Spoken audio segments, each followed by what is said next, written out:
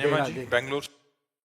महाराज जी 2 वर्ष पूर्व महाराज जी का एक वीडियो देखा और मेरा पूरा जीवन ही परिवर्तित हो गया। महाराज जी श्री जी की कृपा से बिहारी जी की छवि विराजमान है। आपके एक सत्संग में सुना था नीरस भोजन और अल्प भोजन साधना को परिपक्व बनाता है। महाराज जी मेरा प्रश्न है कि जब भी मैं ठाकुर जी को भोग अर्पित करता हूं तो उत्तम से उत्तम मिष्ठान व विविध व्यंजन अर्पित करने का प्रयास करता हूं, क्योंकि मैं अकेला रहता हूं और प्रतिदिन समस्त भोग सामग्री मुझे ही भोग लगा के पानी होती है। तो महाराज जी ऐसे में ना तो अल्प भोजन का नियम निभा पा रहा हूँ, ना ही नीरस भोजन का, और पूरी भोग हाँ सामग्री छक नहीं, के पा लेता हूँ। इस उत्तम भोग लगाए मोर मरकट को सेवे स्वामी हरिदास जी के लिए आया है।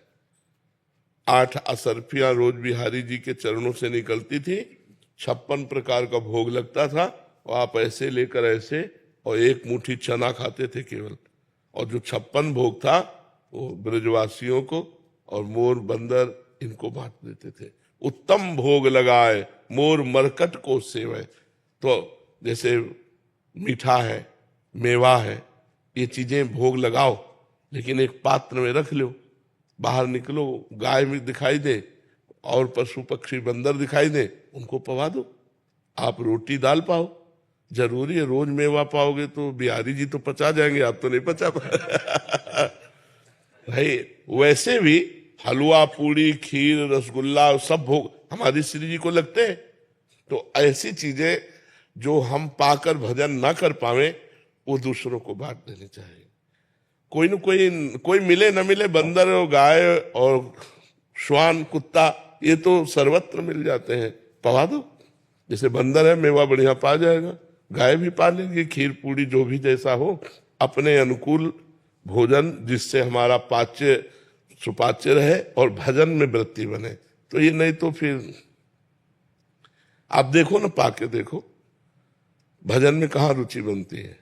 भगवान का प्रसाद है, लेकिन अधिक से अधिक गरिष्ठ पाओगे तो भगवान के तो लीवर चिदानंदमय है, और अपना लीवर प्राकृतिक वो नहीं झेल पाएगा, रोज खीर पूड़ी नहीं झेल पाएगा, और फिर उसका सप्तम धातु बनेगी, उनके तो बनती नहीं है, अपने तो सब बनता है, फिर उसके लिए जो वेदनाएं होंगी फिर उसका क्या होगा। इसलिए थोड़ा जैसे पंडित रामकृष्ण बाबा ब्रज के महापुरुष ये हैं, तो जब राधा रमण जी जाते और प्रसाद में अगर मीठा का दोना मिलता तो मना कर देते, हमें तुलसी दल और चरणामृत दीजिए। बोले आज जवान को हम मीठा का, कल हमारी जवान मांगेगी, फिर हमें तुलसी दल दो। एक बार बलराम दास जी बाबा झाड़ू मंडल, ये बड़ा रास मंडल के पास है, वो बिल्कुल यमुना जी के किनारे है। तो वहां माताएं बहनें यमुना स्नान कर रही थी और वो वृद्ध संत बैठे भजन कर रहे थे, तो उनकी दृष्टि किसी माता बहन के शरीर पे गई, तो काम वेदना जागृत हो गई। अब वो सच्चे महात्मा उठे, आए, अपने सब शिष्यों को बुलाया और कहा आज हम प्राण त्याग देंगे। तो कहा क्यों महाराज जी, ऐसा क्या हो गया? बोले यमुना किनारे भजन कर रहे थे तो देखा एक माई को स्नान कर रहे थे, तो अंदर काम आ गया। कैसे आ गया ये, अब प्राण त्याग देंगे? तो शिष्य जन सब प्रवीण थे, तो उन्होंने कहा महाराज जी वृंदावन की परिक्रमा एक बार कर लो, फिर जैसा निर्णय आपका हो। तो नाम कीर्तन के सहित वृंदावन की परिक्रमा तो सब भाव खत्म हो गया। तो उनका कल भोजन कहाँ से हुआ था? तो बोले गोविंद देव, उस समय गोविंद देव जी वृंदावन में विराजमान, अब इस समय शायद जयपुर में विराजमान, जयपुर में विराजमान। तो गोविंद देव जी का प्रसाद आया था, हम सब लोगों ने, तो उनका गोविंद देव जी का प्रसाद, जाओ पता लगाओ कि गोविंद जी को किसने भोग लगाया। तो पता चला कलकत्ता की वैश्या ने। बोले इसीलिए हमारे अंदर काम भाव है, कलकत्ता की वैश्यावृत्ति से कमाया हुआ धन और उसे गोविंद देव जी का भोग लगा, तो गोविंद देव जी तो भगवान है, लेकिन अपने लोग तो, वो बहुत गुस्सा हुए, गए गोविंद देव जी के मंदिर में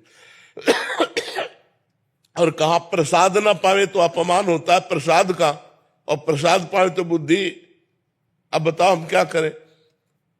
तो उनको गोविंद देव भगवान ने स्पष्ट कहा, वो सिद्ध महापुरुष थे, कि प्रसाद का किनका ले लो, किसने कहा भरपेट प्रसाद पाओ, मांग के मधुकरी पाओ, प्रसाद किनका, थोड़ा किनका ले लिया और मधुकरी मांग करके खाओ।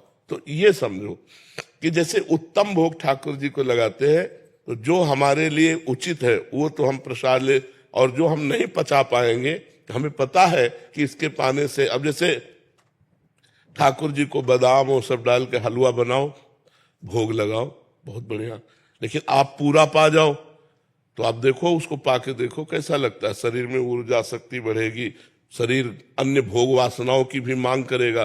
तो भोग लगाया, थोड़ा ले लिया, फिर गाय को पवा दिया। अपना जब निकले टहलने, कहीं बाहर निकले तो पात्र साथ रखा, जहां देखा गौ में है वहां उनको पवा दिया, ऐसा कर लिया।